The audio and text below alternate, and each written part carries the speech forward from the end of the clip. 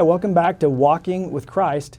I'm Josh Cook. I'm a member of the Church of Jesus Christ of Latter-day Saints. I live here in Chico, and today we're doing an interview talking to some friends of ours who also live in Chico, Drake and Holly Brown. And Drake, Holly, we're glad you're here today. If you could just tell people a little bit about yourself, and then we'll go through some questions that I had about both the temple and about your Christian faith. So tell people a little bit about who you are. Okay, thanks, Josh. So I've lived in the area most of my life. I grew up just outside of Chico in a little town called Durham. Small town around the orchards and rice fields, and had a great upbringing here in Chico and Durham. I'm glad to be here today with you. I'm from Gridley, so I get it. I also grew up in a small town surrounded by all kinds of food products. Drake, where are you from? Where'd you grow up? Well, I grew up mostly in Bishop, California and Tooele, Utah. But I've been in California for way more than half my life. I've been here, first started in the Bay Area right after I graduated college, and then in the Sacramento area, and I've been in Chico for most of my career. So it's an awesome place to live. That's fantastic. So there's a great big new church building being built in Yuba City, and everyone sees it when they go by on the highway, and it's a temple. And temples are different than regular church meeting places. So I guess what we're trying to help people understand is, how does this relate to your Christian faith? So first of all, just share briefly, both of you, how you came to become Christians. How did you find out? How did you embrace this whole lifestyle of being a Christian and reading scriptures and going to meetings and doing stuff? What's Jesus mean to you? That's kind of the first question. I would say it's different for all of us. In my case, my parents were reading the Bible with me and teaching me about Jesus since I was a little kid. And something in me was believing from the very first times I remember that. And so I would say, if somebody asked me, when did you first become a Christian? I would say it was when I was baptized. I was 8 years old. I have fond memories of the experience. And I remember that part of my covenant relationship with Jesus that I made on my baptism day was that I would be his disciple, that I would take upon myself his name. Holly, what about you? Well, I think for me, I feel like I've been a believer in Jesus Christ most of my life. Like Drake, my parents were believers, and they started going to church when I was a little baby, and actually that's when the first time they went to the temple together. And so I did have that as my upbringing, but throughout my life, and I would say probably, I did get baptized at age 8, but probably when I was a teenager is when I really started to grow closer to Jesus Christ and really want him in my life. Huh. That's interesting. Like you said, Drake, it is kind of interesting that it is somewhat different for everybody.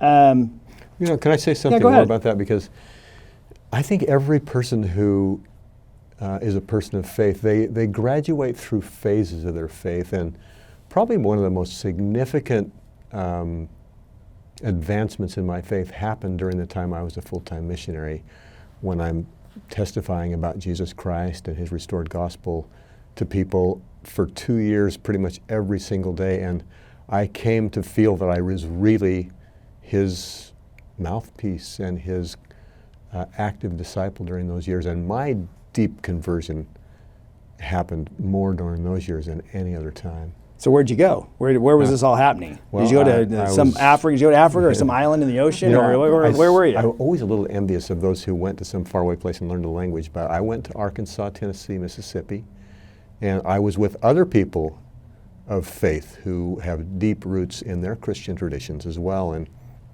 hearing them express their belief and their feeling about Jesus helped me to learn more about my own and to appreciate their perspective about faith as well. It was a really defining time in my life. So if you were to meet someone just walking down the street and they say, hey, Drake, Holly, and they've never met you before, what's like the advantages of being a believer or being in a church or being a Christian? Because more and more people are not attached to a faith tradition anymore. It used to be that you were either one of these or you were one of those. I know where I grew up, Gridley, you were either at this church or that church, or you're the church down the street.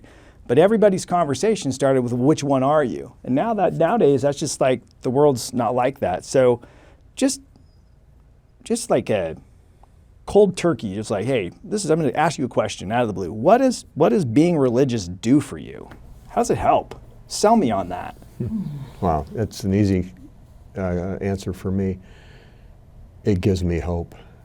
I mean, when something tragic is going on, I know that there is hope, salvation, goodness, grace, grandness on the other side of it. And it's because I believe that this experience, this mortal time, is not the only thing. I mean, I believe that we can have a really joyful, awesome experience in this mortal time, but I also believe that there's something beyond this narrow experience that we have now that's way grander than any of us can comprehend. And so death is not something that frightens me a bit, because I know there's something on the other side of illness or disappointment or depression or any kind of a tragedy that will overwhelm anything negative. Holly, what about you? I think for me, being a believer in Jesus Christ is about knowing I have a friend, I have a confidant there for me at all times. I think looking back at my teenagers, when I said I felt like I really first started connecting with Jesus Christ, you know, you don't always feel like you have close friends. It's a tough time as a teenager, and just knowing that there's someone there who knows you, who knew me, who loved me, and someone that I can turn to with all my problems is very reassuring to me, and that's continued throughout my life. I've continued to develop that and strengthen that relationship, and as I've studied about Jesus Christ and learned more about Him, I've drawn even closer to Him. It's very interesting. Both of you talk about this context. It gives you a context to put things in, like friendships and relationships and difficulties in life. You have just a totally different construct than somebody who doesn't have that kind of, you know, they always say, do you believe in something bigger than yourself? Well, that's pretty big to say. There's this grander thing going on, that even if I die, there's still something there, and there's some hope, and there's, I think that's kind of the universal message of why people get and seek out that desire. You know, it's interesting to me is almost every culture and every civilization, they always find something to worship. There's just this built-in thing where you want to find that, and even if they don't tell them, they don't have any books, you just drop them off on a deserted island, a group of people will get together and start to go, hey, and start to think about that, what you described as, is there something bigger than just this island we're on and the relationships we have where people just come and go, and it's like, it's built in, I think, but it's, you have different experiences as I listen to you. So, yeah, go ahead. In our doctrine as members of the Church of Jesus Christ of Latter-day Saints, the reason we think it's built in is because we lived before we came to this mortal experience here. And we had a relationship with others who are also here, and we knew God, and we knew Jesus Christ's role. And so we came here with a spark of divinity, and that spark comes alive at times when we either are seeking a connection with God or when we're experiencing something tragedy that is overwhelming that we know we can't overcome on our own. And that makes us reach out to something divine. Yeah, and that hope is a great defense against depression and darkness and kind of just like giving up and a lot of that. But I'll just put you on the spot, though. One of the things you said brought a question in my mind that I hadn't thought of before, which is, how do you know? You're like, oh, I have this thing in my heart and I feel it. So, okay, so you just met the person on the street and they think you're nice people, you know, and they say, hey, well, why do you believe this? And you tell them what you just told all of us. So, but how do you know you know? How do you know? How do you say, well, I know that we lived before? Well, a lot of people don't know that. How do you know that? Yeah. How do you know? Well, it starts with a spark of divinity, a spark of belief, and then stepping down the path of trying to do what you feel guided to do, what you have been impressed that God wants you to do. And as you walk down that path, you, in my case at least, maybe it's not the same for everyone, I have felt a greater endowment of God's awareness of me, of His desire for me. And so it seems like it started with me with just a belief, and it's grown into something very large for me. And the knowing, it's coming from a source that's beyond this mortal experience into my heart. It's maybe it's not very easy to describe it, but it's known to me. And I know it's a source that's divine. Yeah. And so, because it seems so real after all these years of expressing faith, it has turned into a knowing. Now, not that I know all of the things about God or his ways, but I know enough that I'm going to keep on this path. Keep going. Holly, what about you? If someone says, oh, how do you know? Or how can somebody else know? Yeah, that's a tough question when it comes to faith and religion, because there's not something tangible that we can show somebody. But like Drake said, it's a feeling I've had inside. I think I've tested it out throughout my life when I've gone through hard times when it would be maybe easier, or I feel like I don't want, or it doesn't seem like God is there. I went through a tough divorce, and it was really hard to know if God is really there, why is this happening to me? So testing it out, and for me, I hung onto that rope of faith, and throughout that experience and throughout the years following my divorce, and making that choice to stay close to Christ and learning more about him so I could feel him, I think testing that out for me is what proved it to me. Things happened that I could feel his love. People would say things to me, and through them I would notice, wow, that was something that I needed, and God knew I needed that. And those are the things that have helped me to know throughout my life. Yeah, connect. I've often heard people say it's like it connects a dot. You pray for this, you need this. Somehow it's kind of like this little pat on the head, like, hey, you needed that, and I know you needed that, and so I'm there. That's how I've come to it, is connect these dots. And like Drake says, you start down the path, and then you try it out. See if it works. See if you feel like you should do it, try it. So both of those were kind of combos of a lot of things that I base my whole faith life and my spirituality on that. So for the matter of, today we want to talk about temple. So there's lots of Christian groups all over the world. And I know Jewish people have temples, Hindu people have temples, the Sikhs have gurdwaras, but it's not totally crazy that religious people build big buildings to worship God. So, but it's different what our faith does and how we build these beautiful, very large buildings where we go and make promises and say prayers in a special way and do our thing.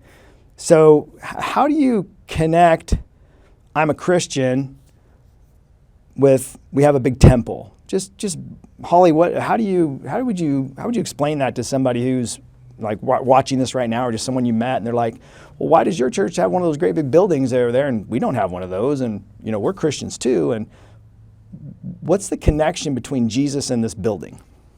Well, we believe that our big building, our beautiful temples are actually a house of the Lord. We believe that Jesus Christ, who is the head of our church and our gospel, we believe that those temples are his houses here on the earth. And in knowing that, when we go to the temple and participate in the ordinances there and in the worship that we do there, we feel closer to Christ. I feel closer to Christ there. I know that this is his home here on the earth, and that I can feel more connected to him there.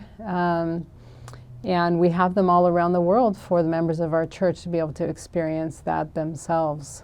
Okay. So I'm going to give you a different question because she answered that one so perfectly. Why do people say this is a peaceful place? Like every time you see these pictures of this beautiful, with this beautiful decorations and beautiful artwork, people go, oh, it's a place that's peaceful to me. And I go there because I feel peace there. Why? First of all, do you feel that? Is that how you feel? I would say that's true for me.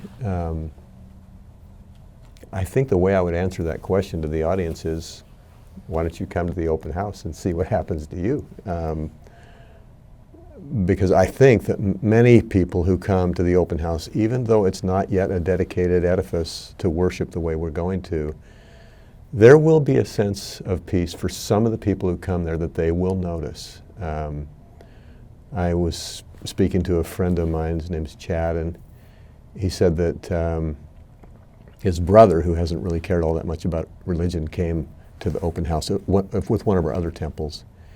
And he said when his brother got into one of the special rooms in there, it's called the ceiling room, kind of a tough cowboy type, just started to weep. And he was thinking, what's going on with my cowboy brother? It's not normal. And after they exited the temple, he said that he felt the presence of his late parents. And a feeling of peace, a feeling of his encouragement. Now that's not going to happen to everybody who shows up in the temple, but there are many instances where somebody feels a connection to heaven, or even connection to persons who are important to them who are deceased. Because, as Holly said, we do believe it's the house of God, and it's intended to be a place where holy things happen. Okay, so there's what you just said kind of went in two different directions. One is we go there, we worship, we feel peace, it's good, but you did mention something about this guy felt the presence of his ancestors. What's the big deal about ancestors? Because there's many religions that have veneration or honor, or they make little prayers to or statues to remind them of their relatives and their family members. And one of the things people love to talk about is how they got here. If you ever ask anybody, how'd you come to California? There's a story about how they got here, whether, we moved from Texas, or, we came here from Vietnam, or, some story about how they got here. And people love, if you get a person talking about their relatives, they start talking a lot. So this guy goes there and feels, what's the big deal in your life to this temple connecting you to like relatives, Holly? What's the deal there? And how does that relate to Christianity? Kind of tie the temple, my relatives, and Jesus That's a loaded question. It is. But as you guys talked, I'm like, pulled those out. I'm like, well, that'd be interesting for somebody, and that might be interesting. But we have a thing for family history in our religion. Yeah. Well, we believe that in the temple we can participate in these what we call ordinances, which are promises that we make to God, that we will be obedient to His commandments, and we will strive to live a righteous life. And we participate in baptisms for those who have gone before us who did not have the opportunity to do that. And that's what we do in temples. That's the work we do in the temples. And we beforehand do family research and strive to find the names and dates of our ancestors of when they lived. And then we get to bring their names to the temple and do things such as baptisms or even sealings, which are like marriages, and make those promises on behalf of those who have died before us, and give them the opportunity if they choose to do that. And so that's some of the big work that we do in the temples that just connects us to our ancestors. And I love doing what we call family history work, researching my ancestors.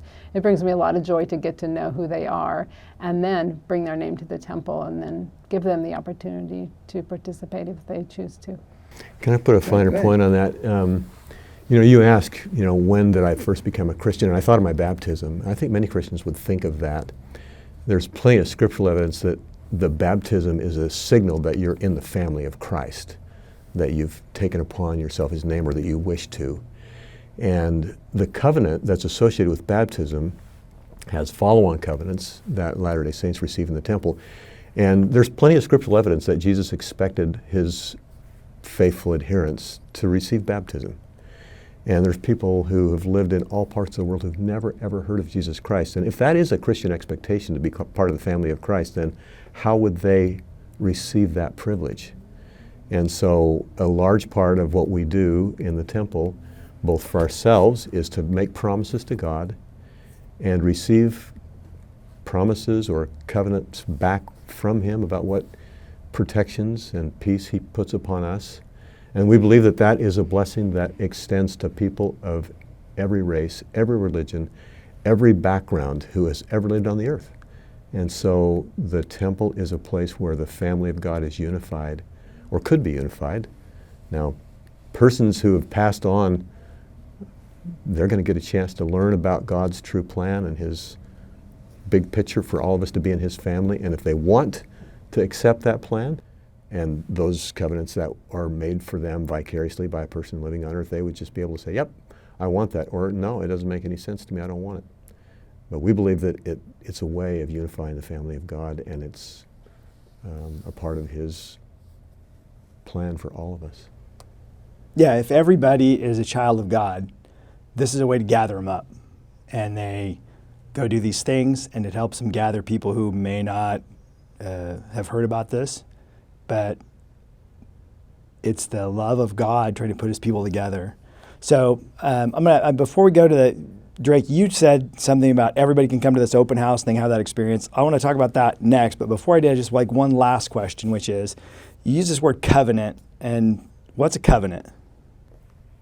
Well, it's a promise, a commitment, an agreement. Okay, so a lot of people get hung up on not wanting to be told what to do, right?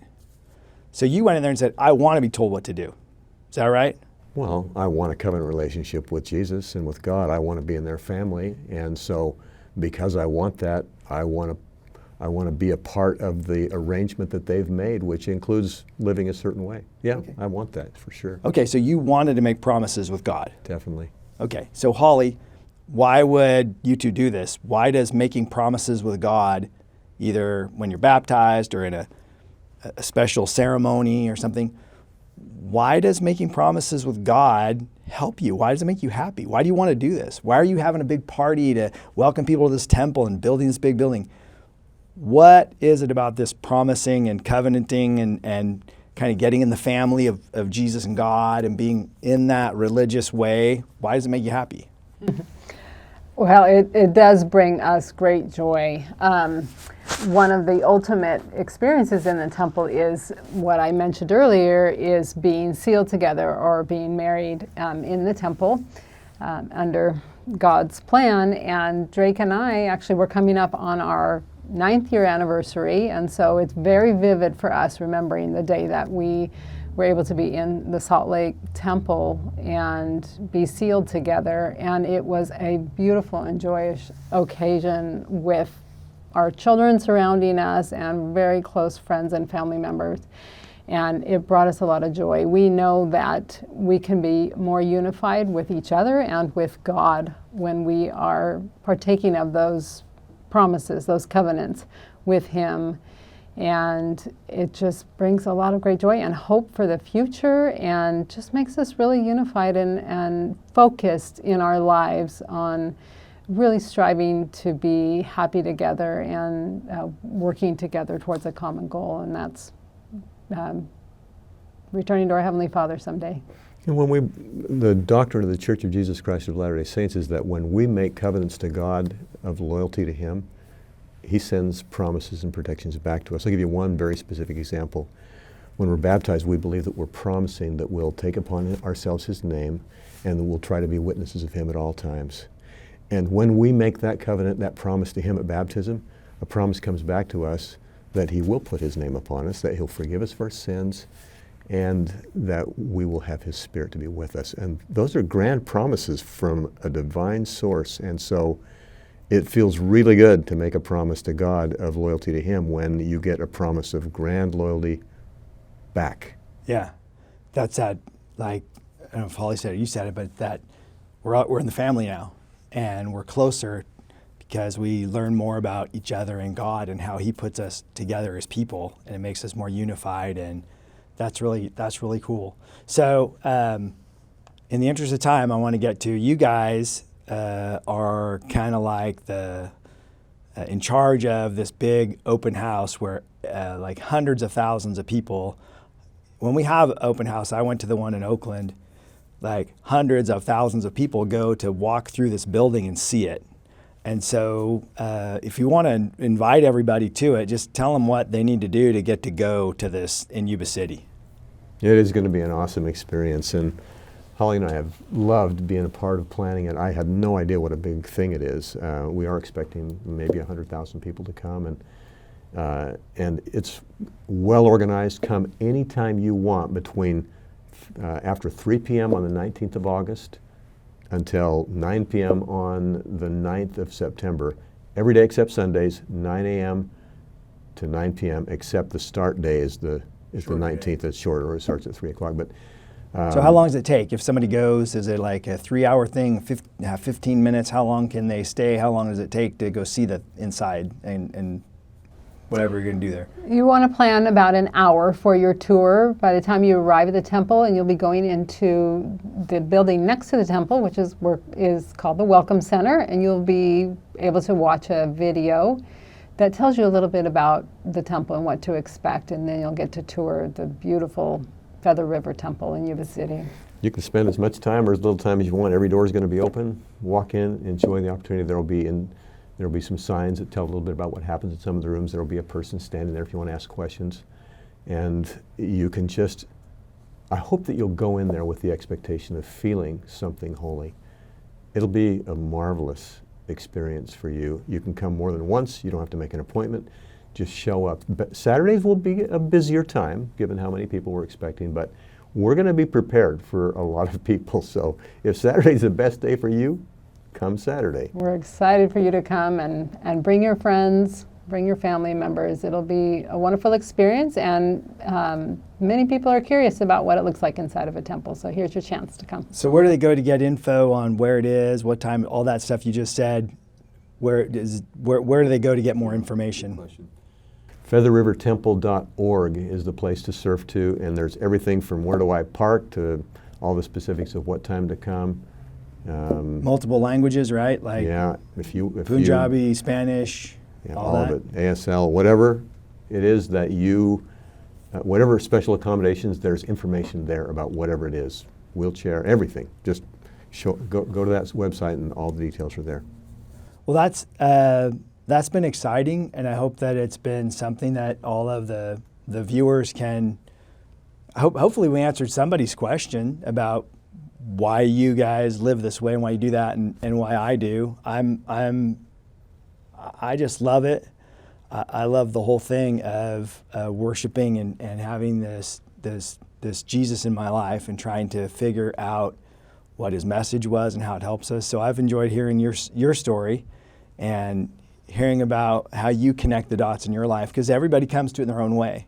There's one other thing I want to say before you close up, and that is that if you consider yourself a person who doesn't really feel strong about faith, or if you have another faith, this is a time to come and just experience an awesome moment with a house of the Lord. Turns out that Yuba City and Marysville are places where there is a lot of faith, and our temple will be one of 4 or 5 similar worship centers with other faith traditions as well. And so don't feel like you have any reason to stay away because of a different faith tradition. This would be an awesome time to feel unified with persons of faith and persons who have no faith. Yeah. You don't have to sign up to be a member of our church to go. No, there won't be any proselyting on site. It'll just be a chance to just come see what we do. Something holy. And we love what everyone else does. Come by and see what we do. But if you want to know more about us, come look at it, see it for yourself. That's a really good point. That it's not any sort of pressure, and we're happy. It's like a party for us, and so a reverent party. We're excited to share it's what we love. Yeah, that's a great way to say it. This is the thing we love, and we want to share it. So we're gonna let you get back to whatever comes next, but it's been really fantastic to have this conversation and to kind of learn how you connect the dots in your life. And I hope I was a good question asker, because I've really enjoyed just having this talk with you today. With that said, go to featherrivertemple.org, and I'll be there most of those days. They'll be there most of those days. And maybe if you met us on this online thing, if you did, come up and introduce yourself. We'd like to know that we actually connected with you as a person. We would love to meet you. All right, thanks. Take care.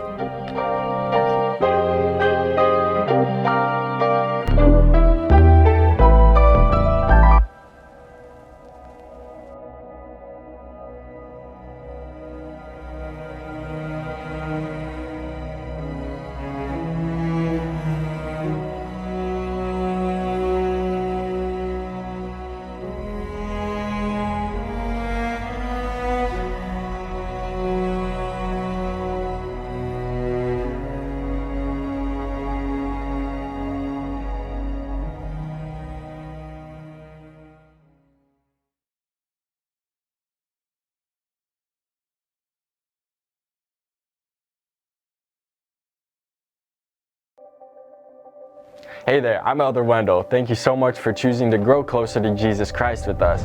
We are members of the Church of Jesus Christ of Latter-day Saints, and our focus is to help others to learn about Jesus Christ's gospel and how they can change and become new through the atonement of Jesus Christ. We can help you learn about Him and His restored gospel and how it can help you.